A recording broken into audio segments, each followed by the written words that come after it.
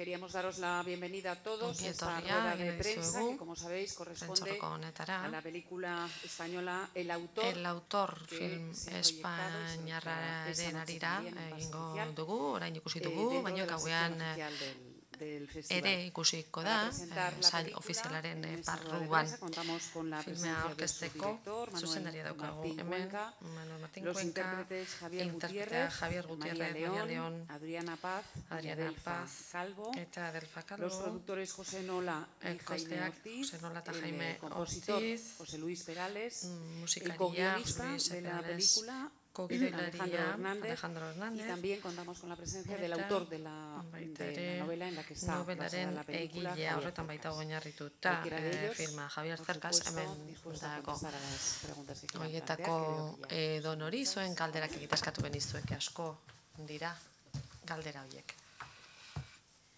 Hola, una pregunta para Manuel. Manuelentzako galdera Quería bat. preguntarte por el humor de la película. Nik humoreari buruz galdetu nahiko nizuke. Berritasun bat izan daiteke zure azken honetako zinean. Batzuetan oso gordina da, patetismoa islatzen du, deseroso sentirazten gaitu, baina oso ondo funtzionatzen du filmean. Hori bada, horrelako historia gordin batek nola izan dezaken umorea. Zuk umorea ikusi duzu film honetan? Es un drama. Drama bat da. No, bueno, no hay una intención de hacer humor, en el sentido de... Ez dago asmorik, ez, umorea egiteko komedia batean gertatzen da bezala, ez da komedia bat.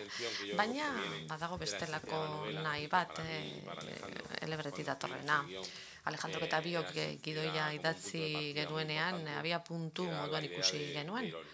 Ironia eskaintzea oso serioa den zerbaiti buruz. Gure ofizioaren inguruan, ironia hori hartu nahi genuen, ez barre egin behar genuen gure buruari. Horregatik nik egin dudana satira bat da, esagerazio bat da. Baina satira guztietan bezala errealitateari lotuta dago, ez da? Horregatik nire buruaz barre egin dut, egiten dugun hori buruz barre egiten dugu, uste baino inozoagoak gara zenbaitetan, alegia trascendentziaren ideia hori, ez, novela hondiak, filma hondiak egitarena, behar bada, inozo lanean ari gara. Hola, buenos días.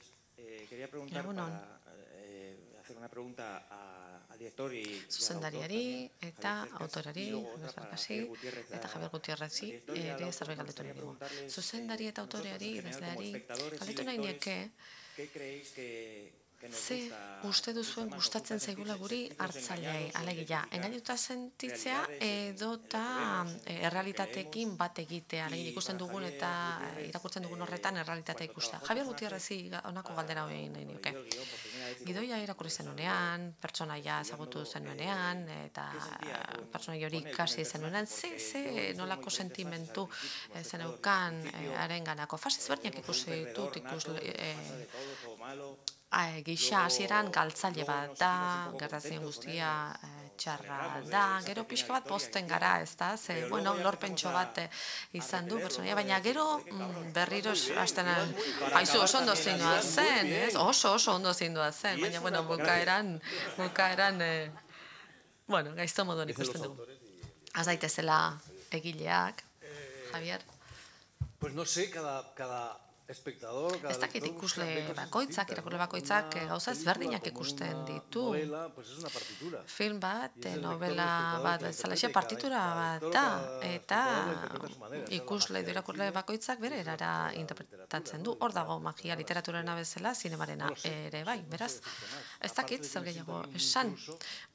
Intruso ere bat, kanpotar moduan ikusten dut hemen ere burua, lekuz kanpo erabat, zenik partitura bat eman diot, Manueli, eta berak hori interpretatu hori egin behar zuen. Kanpotarra, intruso hitz hori erabiltzea ere, Javier? A esa pregunta... Galderari erantzuteko. Yo creo que, fíjate, normalmente al espectador le gusta lo que nos gusta a todos. Ikuslari gustatzen zaiola, gustatzen zaigun gauza bera. Alegia, arrazoia ematea. Y sin embargo, Eta aldiz, arrazia ematen ez digutenean, orduan ikasten dugu gehien. Norbaitek esaten digunean, hauzitan jarri behar dutzuk esan dakori. Alegia, nori eman arrazoia ikuslari edo kritikari, hauzitan jarri behar dugu ikuslea eta kritika. Hor saiatzen naiz ni, zuzendari naizen aldetik mugitzen. Creo que el trabajo, la labor de los actores no es aktoren lana ez da pertsonaiak epaitzea, baizik eta defendatzea. Erabat aurka nago, Alberori buruz entzundakoen aurrean psikopata bat omen da, manipulatzen bat omen da, inoz bat omen da. Bueno, sortzaile guztiak bezala, obsesioak bizi du eta horiek muturrera eramaten ditu, baina nik uste dut oso pertsonaia ona dala, pertsonai bikaina dala. Pertsonai hori lantzerako garaian ez bakarrik ni, besteek ere bai, aktore zuzendari onenaren eskuetan jarri gara. Hori privilegio bada. Gainera, gidoi ona baldin badaukazu, pertsonaia on bat baldin badaukazu, eta gai ezagutzen duen norbaiten eskutik lan egiten baduzu, lana ia eginda dago. Zorionak, lehenik, talde osoari, zuzendariari, aktore guztiei, zinemara egokitzearen adibide on bat iruditzen zait, ze uste dute eleberria oso literarioa dela, eta filmeak oso osagai zinematografikoak ditu. Zorionak Adelfa, uste dute, ikusle koroar aurkikuntza daukatele zugan, oso interpretazio ona da zurea. Eta Peralesen musikari ere zorionak, zizpidetua ematen baitio. Zuzendariari galdetu nahi nion, ia noizbait osagai oniriko hori filmera ekartzea pentsatu ote zuen, edo hasieratik bazter utzi nahi izan zenuen, edo errealitateari lotzeko nahia zeneukan, eleberriak ere esaten duen moduan. Mila esker zure hitzengatik talde osoaren izenean. Una adaptación de una novela. Eleberri bat egokitzen dugunean, eta horre Alejandroren hitzak entzun nahi dituzke. Oso elkarri hartuta lan egiten baitugu. Zer gertatzen da, egokitzapen hori egiterakoan, eleberri bat hartzen dut, eta horrek inspiratzen nau, esperientzi moduko bat bizi dut. Literatura alaxe bizi dut, emozionalki gainditzen nauena, zenbaitetan, eta hori gertatzen denean, bidaia bat egitearen pareko zerbait izaten da. Eta hori gertatu zitzaidan eleberria. Javierrek oso gai serioa hartu zuen, eta horrek ukitu egin ninduen. Ironia erabiliz gainera, eta iruditu zitzaidan modu bikaina zela gai horri aurre egiteko. Egiten dugun horretaz ironizatzeko, ironia aplikatzeko. Hortik aurrera sentsazio, sentipen horrekin geratu nintzen, eleberria irakurri nuenean. Eleberria bera laburra da, eta irakurraldi batean irakurri nuen. Barregin nuen, nire buruari barregin nion, eta ikusi nuen hori bat zegoela. Gero berriro irakurri nuen. Eta bigarren aldi horretatik aurrera gioi batekin bezala lanean hasi ginen. Uste dut esentzia mantendu genuen, errespetatu genuela, funtsezkoarekin geratu ginela, baina hori noski gure egin behar izan genuen. Hortik abiatuta, historio horretatik abiatuta, bidaia bat egin behar dugu, eta hor gainditu egin behar dugu. Bi aldiz irakurri dut eleberria, baina gidoi gintzan nahi naizenean ez dut berriro novela irakurtzen, Kanibal edo boltxebikearen kasuan ere alagartatu zen, bestela Biblia moduko zerbaiti begira gaude. Ez dugu eleberri horretara behin eta berriro itzuli behar. Nik uste dut, letrari traizio egin behar zaiola espiritua mantendu nahi baldin badugu. Bueno, sí, yo creo que Bueno, nik uste dut historioaren errora joan behar dugula, horrek baikaramatza filmea egiterakoan. Kanibal egitetik gentozen eta proiektu bila abiatu ginen, eta benetan harritu egin nuen Manolok eleberria pasatu zidanean.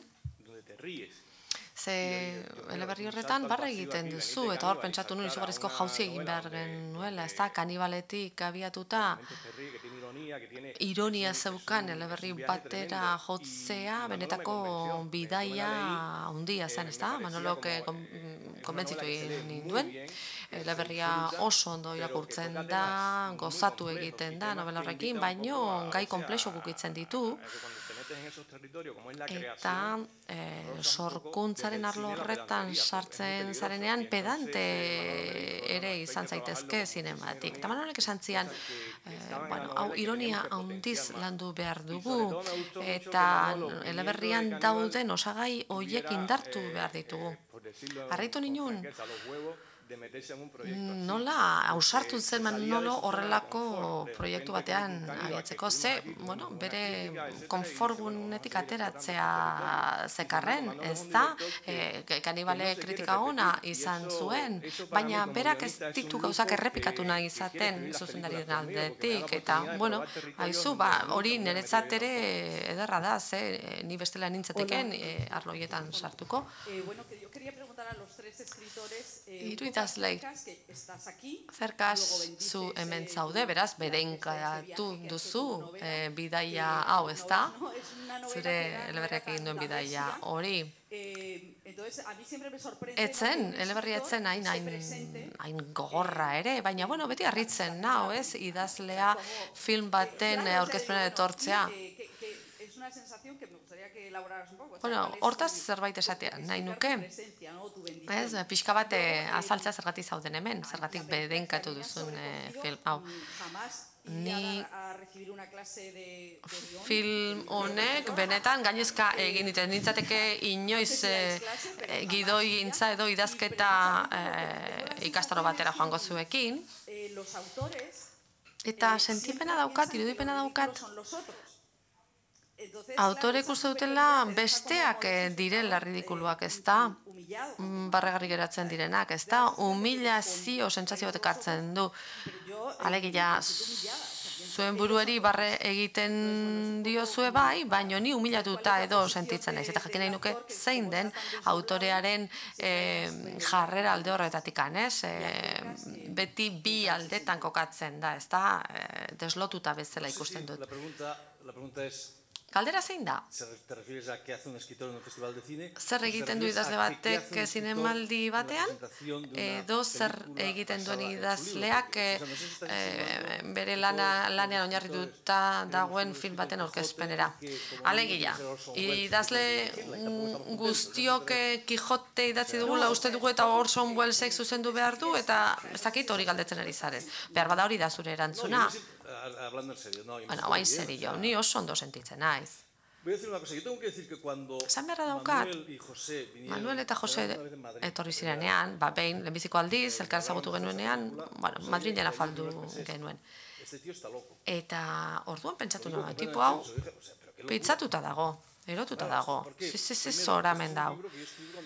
Zergatik, zenik 23 urterekin idatzi nuen liburu hori, lehenbizikoa izan zen, testuinguru oso berezian, karrera bukatu berria, soldaduska egin beharrean, neukan dirurik, genuen inor ezagutzen, beraz, aitak diru bat eman zian sekula itzulien niona, eta hortxe, esarin izan eta idatzi egin nuenen, inoiz pentsatzen hau liburu hori kaleratuko zenik, eta 30 urte gereago, bapatean, gizon hau etorri zait, eta esaten dit film bat egin duela liburu ark 3-4 lagunek, amak, arrebak eta abar irakurri zuten garai hartan, naiz eta gero itzuli duten, eta baino esan bezala 30 urte geroago, ara non, etortzen zizkidan esanez pelikula bat egin nahi dutela.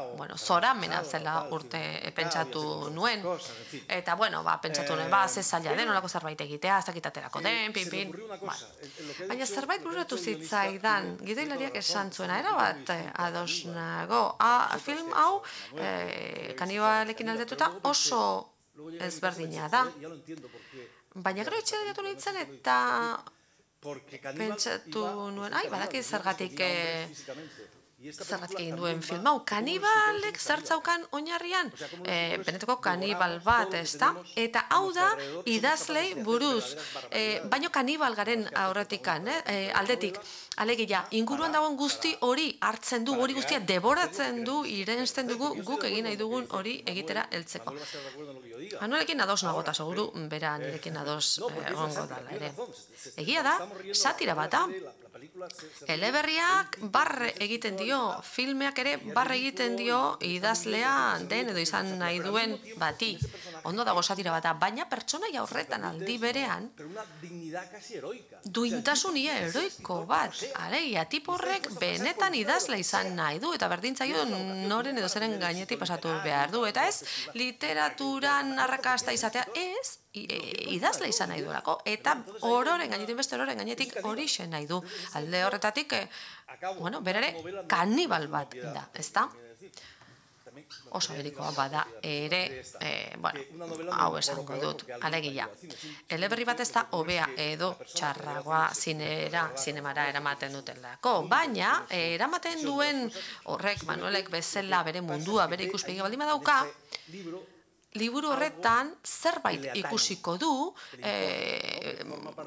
ajola zaiona edo deitzen diona, erakartzen duena, eta bar, bere munduarekin lotzen duena. Eta nik uste dut hori gertatu zela, Manuelek hori ikusi zuela, zerbait ikusi zuela bere ere bazena. Gauzak ikusteko moduarekin lotzen zena, baina bestalde, oso ondo nago, ez da pentsa, Donostiako zinemaldian zer esango dizut, ba? Solo decir que yo soy profesor de guión en la Carlos III, en la Universidad. Ni Carlos III Unibertsitatean Madrilen gidoigintza irakaslea naizela, hemen badute ikasleren bat, eta nik ez dut inoiz inorrola tratatu satira bat da. Ni ere irakaslea izan naiz, gidoigintza irakaslea izan naiz, zenbait eskoletan, eta nik bai horrela tratatu ditut ikasleak. No, a ver, evidentemente ahí son... Por ejemplo, el personaje del profesor, adibidez, irakaslearen pertsonaia saiatzen naiz zineman leku jakin batean kokatzen, alegia oso gogorra da, baina azken batean gizajo bat da. Antonio Latorreren pertsonaia horre gauean eskolatxo batzuk ematen ditu institutu moduko leku batean, ez berak esan nahi du oso nadala, eta horrelako esaldi potolo batzuk botatzen ditu, eta David Mametek ere esan dezake, bai, baina kanpotik erreparatzen badiezu, egia absolutuak balira bezala, distantzia hartzen baldin badezu, iruditzen zaizu, barregarria direla, ridikuloak direla. Beraz, nik badute ikuspegi nahiko perbertsoa autoren gaiztotasunaren inguruan. Edo ez, zeni oso arro nago eta oso privilegiatuta sentitzen naiz filmak egiten ditu dalako, eta nik maite du zinema eta hortan uzten dute bizitza, hori da egiten dakidana eta gehien atsegin dudana. Nik zuzendari laguntzaileanetan hasi nintzenean, Felipe Vegarekin, Felipe Vega maisuarekin hasi nintzenean, orduan pentsatu nun. Leku honetan egotea gustatzen zait niri. Horregatik,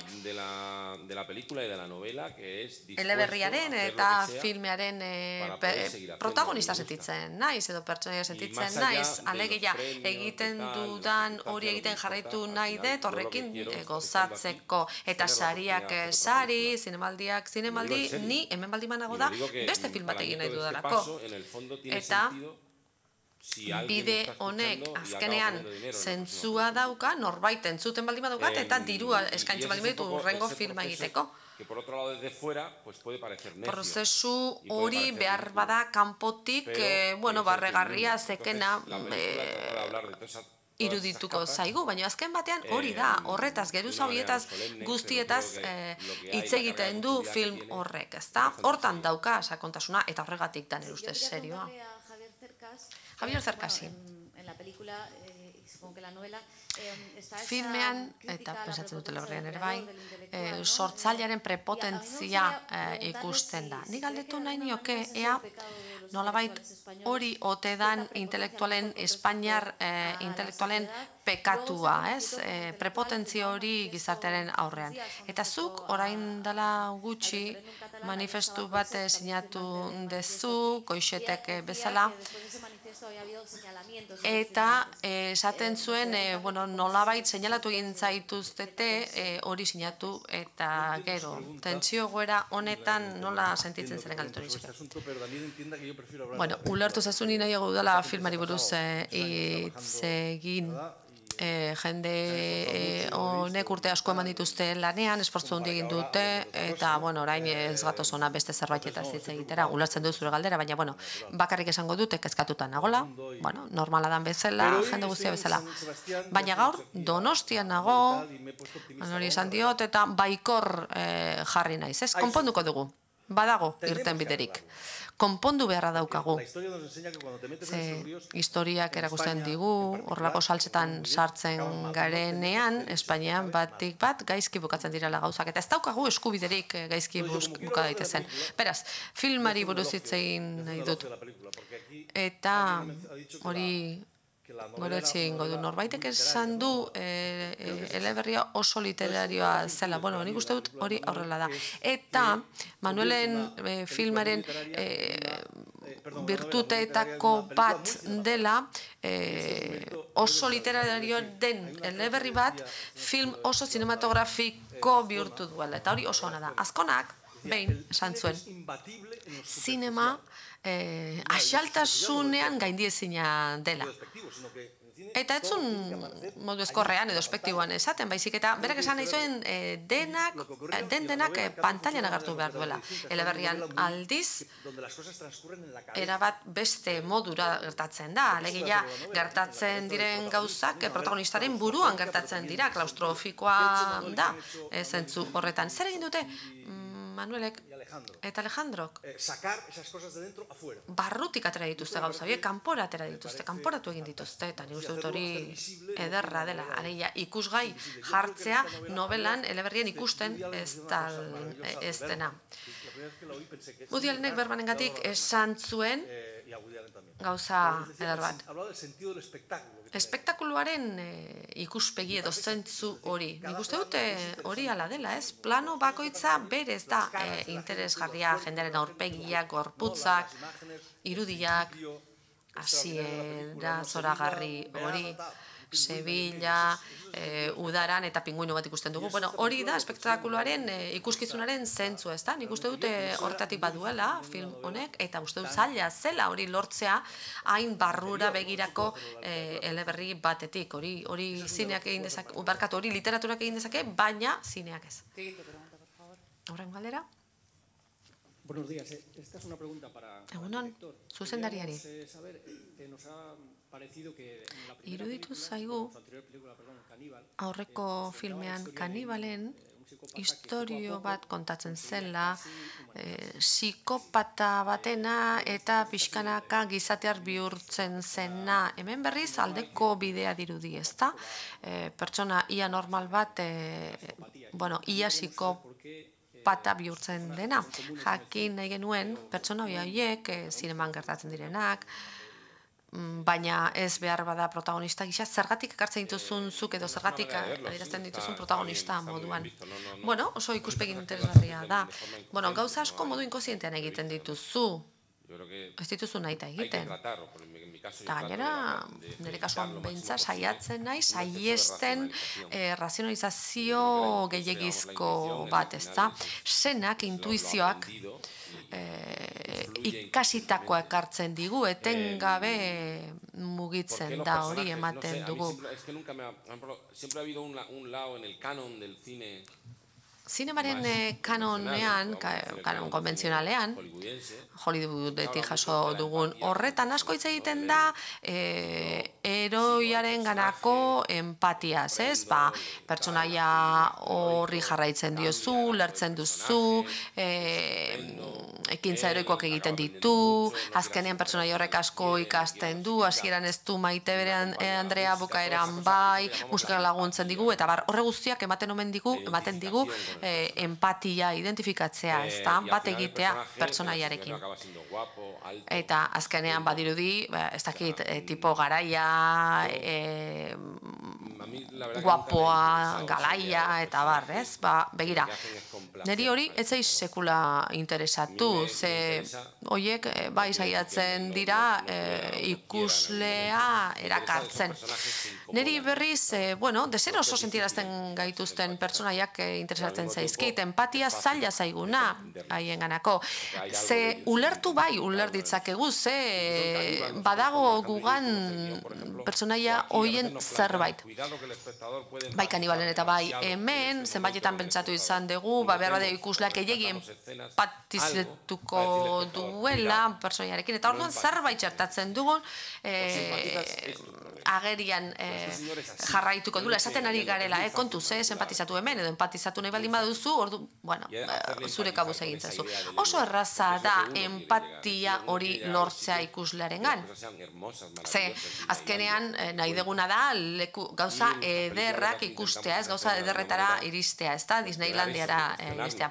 Gure filmetan hori hauzitan jartzen dugu, behar bada pertsonaia horiek ez ditut sinisten eta benetakoak bai, ez da, kontraesanak dituztenak, Javierrek, Mariak egiten dituzten pertsonaiak.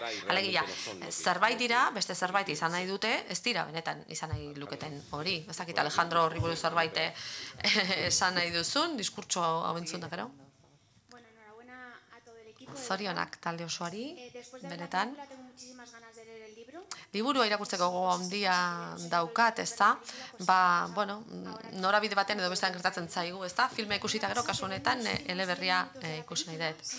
Azken 10 minutuetan bukaera asko buratzen zitzaizkidan. Eta benetan gertatzen den hori, ez zegoen hainbeste nire buruan. Manuel, bukaera amaiera posible asko, balizko amaiera asko buratu zitzaizkitzuen, nola izan zan prozesu hori, alaia amaiera hori, ez dakit, amaiera hori liburuan hor dago, edo nola izan zan amaiera hori aukeratzeko prozesua? Liburuan agari dena da. Bueno, la cárcel no está en el libro, ¿no? Kartzela ez dago liburuan, gainerako guztia bai, nola migratzaileek engainatzen duten, etorkinek engainatzen duten. Bukaera, liburuaren bukaera ez da zinematografikoa, metaliterarioa baizik ez, bere buruari jiraka dabil. Asko gustatu zait, esan duzun hori, Soldados de Sabinari aurre hitz hori edo hasierako hitz hori irakurri nun, eleberri bat zinemara eraman nahi baldin baduzu, traizio txiki bat egin behar diozu, ze, markatuko diazue, gauza bat da, eta beste bat alegia, hizkuntzak, lenguaiak ezberdinak dira. Orduan, filmeak ez dauka zertan zuzenean lotu hasierako liburuari. Beraz, amaiera ez dira berdin-berdinak, baina bada liburuaren translazio bat, ez dira berdin-berdinak. En cuanto al engaño de alguna manera de la pareja de engañoari buruz, ez? Eso estaba en la novela. Migratzaileen engainu horri daukino ez, hori eleberrian zegoen. Eta ni, kezkatuta nengoen, ikuslek hori ikusi behar zutelako, baina gero azken momentuan, sorpresa edo hartu behar zan, ez da? Alegia pentsatu behar zuten, claro, normala hori gertatzea, baina enitzen konturatu. Hemen bi kontu zeuden, ze unetan bikote hori, Adriana, eta bere gizona konturatzen dira, erabiltzen ari diretela, manipulatuta izaten ari direla, eta zein den erreakzioa, ikotorren erreakzioa, eta bigarrenik, maitasun historioa, sedukzio historio hori, baten, bestearen artean egotea, Adrianari dagokionez, hori ez jakitea, ez nora dijoan, ez ikusle galdetzea, baina hau nundik nora dijoan, norekin bukatu behar du, azkenean ze amodio historio bat izango da, tira, hor aztarna batzuk usten ari gara, arrastotxo batzuk usten ari gara, Tenoch, Adriana, pertsonaia hoie guztiak, bueno, hor ikusten dira. Esan zerbait? Horrengo galdera, mesedez? Zorionak, oso ondo pasatu dut filmean. Aktorei, nahi nieke, nola antolatu zarete hau egiteko, badirudi bi arlo daudela, alegia protagonista eta beste guztiak. Nola antolatu zarete hori egiteko? Protagonistaren inguruan antolatu zuen burua edo? Ez gara, ez dugu gure burua antolatu. Autoreari jarraitu diogu, Manueli, berak oso ondo gidatzen ditu aktoreak.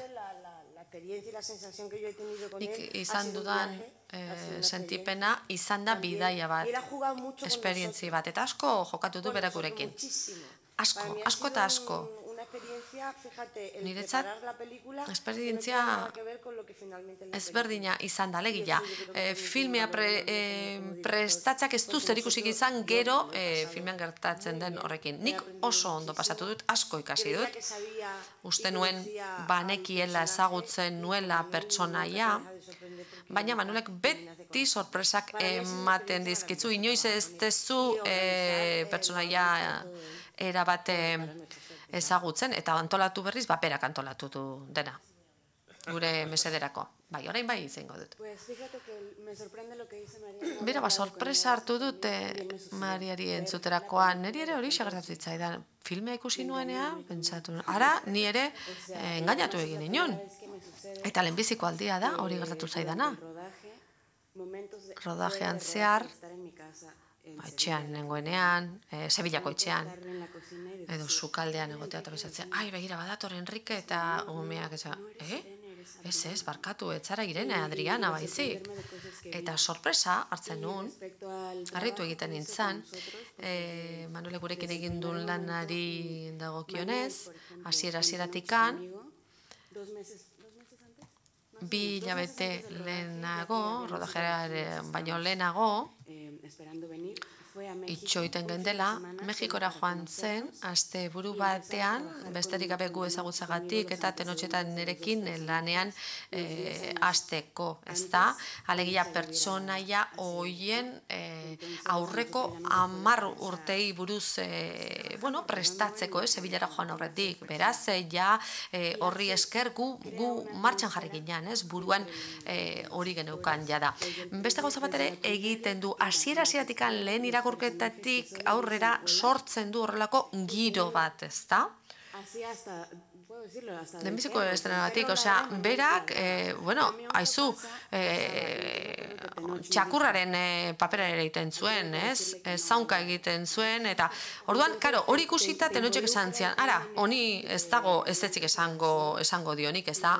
Horrekin zer esan nahi dut, erabat murgiltzen sartzen zaitula lan horretan, eta horrelako aliantza elkar hartze bat sortzen duela aktoren artean. Ez daukazu modurik hortik ateratzeko. Manuelen seta sakratua da, ez da? Eta horraz bat erortzen baldin bada ere, aitzen da. Eta horrek girotxo bat sortzen du aktorei begira. Horrek garrantzia handia dauka. Denok modu berean implikatzen gaitu. Zu dana ematera zoaz, baina zurekin dagoen horrek ere dena emango duela jakin badakizu, eta hori eskertzen dugu, estimatzen dugu.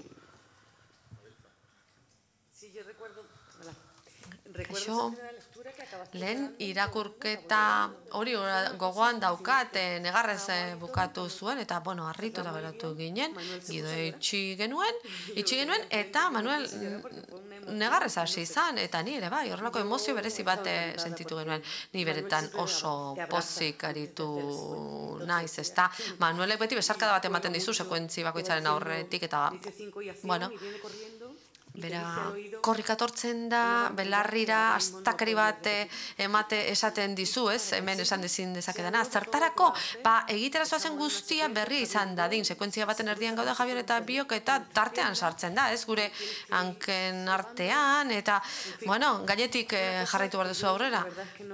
Tiranik hori, inoiz ikusi gabe neukan. Beraz, nik ate bat irekin nuen, eta Javier galtzi gabe neukanan, dana airean zuela. Bai, 5 y acción esaten dizute, eta horrelako gauza gertatzen zaizkizu, ezta? Eta dana berria da, egiten duzun guztia berria da.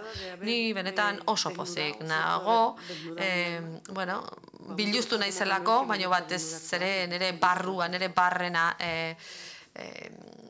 biluztu dut, eta Manuelek ez du gutxi egon, bueno, nik ikusi duzu, bueno, amak haze harridura hartu behar duen, ez? Nire barrabilak mai gainean ikusten dituenean, ze sorpresa hartu behar duen. Nik sorkuntza prozesuan ez dut hainbeste disfrutatu sekula, ez? Benetan aur jokoa izan da, emaitzak metzuen ajolari, espioi lanak egiten genituen, joku oso zoroak egiten genituen, eta filmearen rodajearen prozesuare gauza bera izan zen. Adrianak oso ondo esan du. Esaiuz ez gizon honi, ez Dinazkik bezalako lan egiten duenean. Sevillara joaten da, ia urtebete lehenago, bueno, hango kaleetan ibiltzera, pertsonaiak ere han ibiliko direlako, pertsonaiak eseriko diren lekuietan, beraietan esertzera, bueno, pertsonaia hoien bizitza irudikatzera. Nik azpimarratuko nuke Martin Cuencaren pasioa, grina eta zintzotasuna, ezta? Gure zineman, bueno, zinegile handia ditugu, nola ez, baina kasu honetan bereziki aberastu nau. Azken galdera, mesedez? Javier, Adelfa eta Jose Luis. Javier, lan asko badar matzazu, baino behar bada hau da gerikoena Adelfa. Hau aukera bat izan da guztientza, baina bereziki zuretzako, pentsatzen zenuen hau gerta zitekela, edo uste zenuen ezinezkoa izango zen, horrelako aukera bat izatea, edo, bueno, pentsatzen duzu inoiz ez dela berandu egin. Eta Jose Luis, bai, soinu banda jarri diozu herrialdeari, baino ez film bati, zergatik inoiz ez interesatu orain arte, nik inoiz nuen filmetarako musikarik egin, eta poza ongi hartu nuen eskatu zidatenean.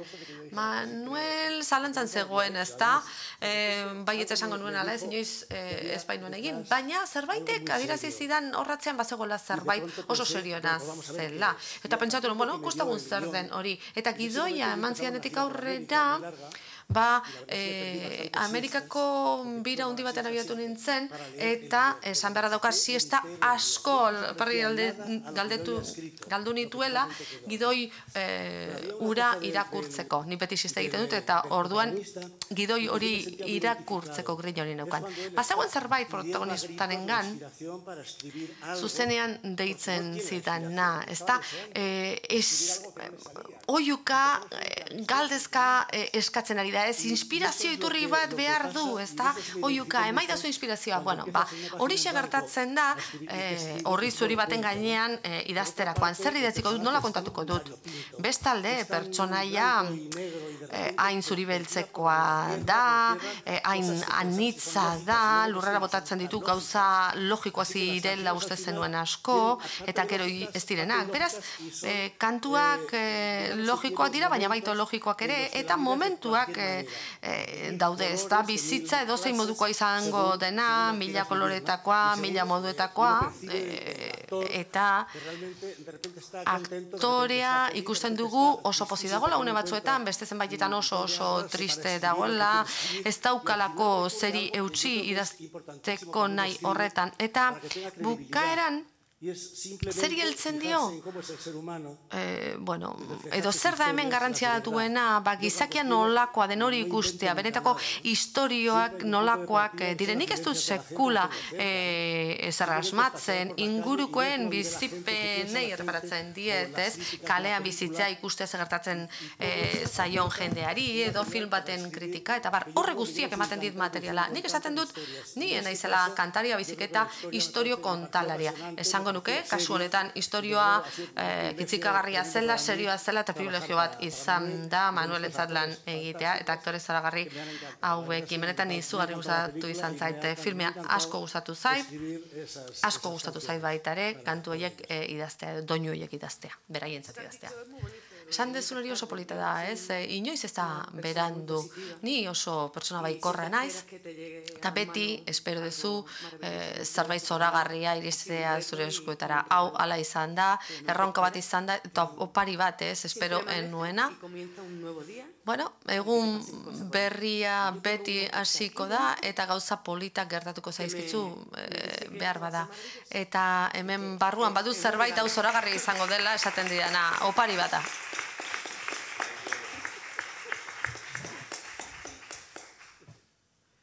Yo no sé si es mi trabajo más expuesto, pero sí ez dakit agerien utzi nauen lana ote dan. Bueno, oso beldurtuta nengoen, ez? Ardura handia zan, erantzukizun handia zan, zuzendariaren gatikan, ni oso galdetuta nengoen. Boadellak esaten duen bezala, kaos ordena kaosa. Ez hori da, ez? Segida hasieran oso kaotikoa ikusten nuen dana, etxean ordenatzen saiatzen ditzen, gero gizon honek, hemen ondoan daukadan gizon honek berriro kaosa eragiten zidan, baina oso pozinago maitzarekin. Mila esker guztiei eta suerte handia.